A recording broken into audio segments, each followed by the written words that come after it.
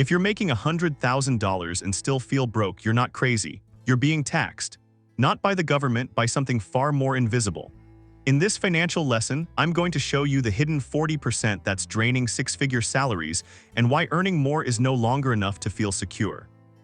Here's what you need to understand about money in 2025. $100,000 doesn't buy financial freedom anymore. It buys permission to survive at a higher altitude. You're earning what used to be upper middle class income, but you're living a middle class life with upper middle class expenses. Most people making six figures right now are trapped in what I call the hidden tax. It's not on your W-2. It's not taken out by the IRS. It's the invisible 40% of your salary that vanishes into costs you're forced to pay just to maintain the appearance of being a $100,000 earner. By the end of this, you'll see exactly where your money disappears and why earning more without changing your financial behavior is just running faster on the same treadmill. Let's start with what actually happened to your money. In 1990, $100,000 had the purchasing power of about $175,000 today. That same salary bought you a house in under 3 years, sent a kid to college without loans, and still left room for vacations and retirement savings. The American dream wasn't a fantasy, it was math. Fast forward to now, that same 100 grand feels like you're constantly budgeting, constantly calculating, constantly wondering where it all went. You make good money on paper, but you're one unexpected expense away from financial stress. Here's why: it's not just inflation. Everyone talks about inflation like it's the villain, but inflation is just the obvious part. The real damage comes from what I call the hidden tax, the compound effect of invisible costs that multiply faster than your salary ever could. Think about this. Your parents making $100,000 in 1990 faced a simple cost structure. Housing was affordable, healthcare was manageable, college was expensive but not devastating, their lifestyle costs were predictable. You're facing benefit cliffs, where earning slightly more can cost you thousands in lost subsidies. You're dealing with lifestyle inflation that's not optional.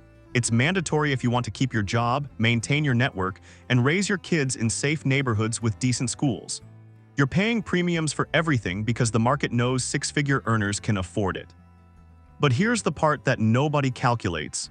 It's not what you earn, it's what you're forced to spend just to stay in the game. Let me break down the hidden tax into 4 categories. Once you see them, you can't unsee them. First, the appearance tax. When you make $100,000, people expect things from you. You can't drive a 15-year-old beater to client meetings. You can't live in the cheapest neighborhood and network with people making similar money. You can't dress like you're earning $40,000 when you're earning 6 figures. This isn't vanity, it's survival. Your professional success depends on projecting competence, and competence in America has a price tag. Conservative estimates put the appearance tax at about 8 to 12% of your gross income: cars, clothes, grooming, home maintenance, all the visible markers that you made it. That's $10,000 to $12,000 a year that's not building wealth. It's maintaining an image. Second, the access tax. Here's where it gets brutal. Once you cross certain income thresholds, you lose access to support systems designed for people who need help. You make too much for subsidized healthcare, but not enough to comfortably afford private insurance premiums that can run $1,500 a month for a family. You make too much for childcare assistance, but childcare in major cities costs more than most people's rent. You make too much for tax credits designed to help working families, but you don't make enough to hire accountants and set up structures that actually shelter income. The access tax is the cruelest because it penalizes you for succeeding. You climbed out of the help zone but didn't climb high enough to escape the grind. You're stuck in the middle, paying full price for everything while watching people below you get support and people above you get strategies. Estimate another 10 to 15% of your income, $12,000 to $15,000, going to costs that people at different income levels either don't pay or can afford without stress. Third, the safety tax. When you make 6 figures, you're expected to save for retirement, maintain an emergency fund, carry proper insurance, and fund your kids' college. These aren't optional luxuries. They're financial survival basics that somehow feel impossible to prioritize because your mandatory monthly expenses already consumed most of your paycheck. The safety tax is insidious. You know you should be investing 20% of your income. You know you need 6 months of expenses saved. You know you should contribute to 529s. But after taxes, housing, and the other 2 hidden taxes, there's barely 15% left. So you save 5% and feel guilty about the other 15 that financial advisors say you need. That guilt, that's the tax too. The psychological burden of knowing you're financially irresponsible despite making $100,000. Fourth, the complexity tax. Your financial life at $100,000 is exponentially more complex than someone making 40. You have more accounts, more decisions, more opportunities to make expensive mistakes. Do you do Roth or traditional, backdoor conversions, HSAs, index funds, or target date, umbrella insurance? Most people don't have time to become financial experts, so they either pay advisors $1,500 to $3,000 a year, or they wing it and leave money on the table through suboptimal decisions. The complexity tax isn't always cash. Sometimes it's opportunity cost. It's the $10,000 you didn't save in taxes because you didn't know about the strategy. It's the $30,000 you lost keeping money in a 0.01% savings account instead of a high-yield option. Add them up.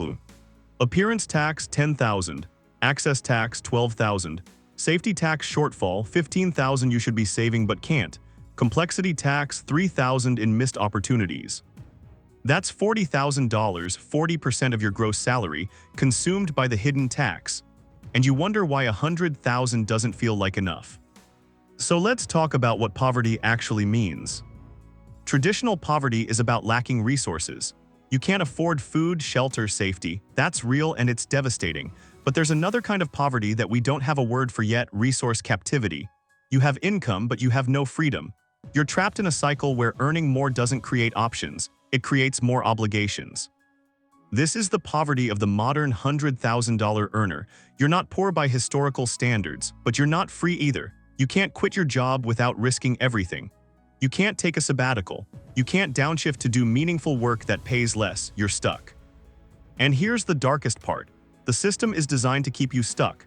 Because six-figure earners are the economic engine, you pay the most taxes, you spend the most on consumption. You're too wealthy to get help but too stressed to organize and demand change. You're the perfect economic participant, productive, compliant, and too exhausted to question the game. The real poverty line in America isn't $60,000 anymore. It's anywhere below the point where you have financial autonomy. And for most people, even at $100,000, that line is still miles away. So what do you do? First, stop measuring success by salary alone. Start measuring by margin, the gap between what you earn and what you're forced to spend. $100,000 with 30% margin is better than $150,000 with 10% margin. Second, attack the hidden tax strategically. You can't eliminate all four categories, but you can reduce them. Question every appearance cost. Do you really need that car, or is it fear talking? Negotiate access costs, call your insurance company, shop providers, fight for what you're entitled to. Automate the safety tax so it happens before you see the money. And educate yourself on the complexity tax so you're not leaving money on the table. Third, and this is the most important part, realize that financial freedom at $100,000 isn't about earning more. It's about needing less. The moment you break the cycle of mandatory spending is the moment your income starts working for you instead of against you. $100,000 isn't poverty in the traditional sense, but it's not prosperity either. It's a test. Can you earn six figures and resist the pressure to spend six figures? Because the people who figure that out, they're the ones who actually escape. The poverty line moved. Now you know where it is, and knowing is the first step to crossing it.